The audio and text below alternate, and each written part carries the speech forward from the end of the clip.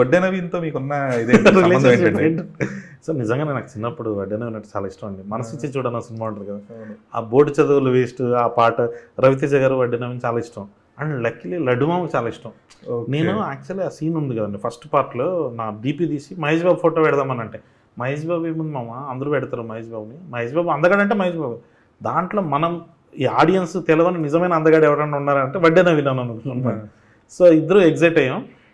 లడ్డు మామకి ఇంకోటి ఏదో ఉందంటండి వాళ్ళ ఏరియాలో వడ్డే నవీన్ గారిది ఇంటి మీద ట్యాంక్ ఫిష్ టైప్లో ఉంటుందంట.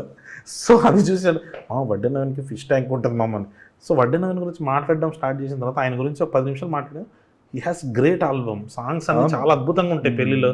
సో అవన్నీ వాడడానికి బాగుంటుంది అని చెప్పి వడ్డే నవీన్ గారిని నిజంగా నాకు చాలా ఇష్టం అండి వడ్డే నవీన్. ఓకే.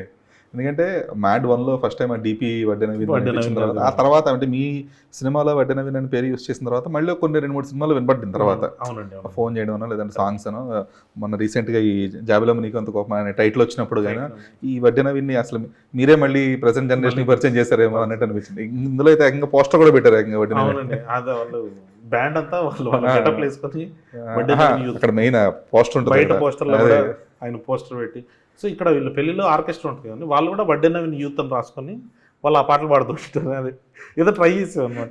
సో కలిసారా ఆయన ఏమన్నా ఈ సినిమాల తర్వాత ఎప్పుడన్నా లేదండి, ఇంత ఫోన్ ఇంకా- మాట్లాడడం కానీ nothing?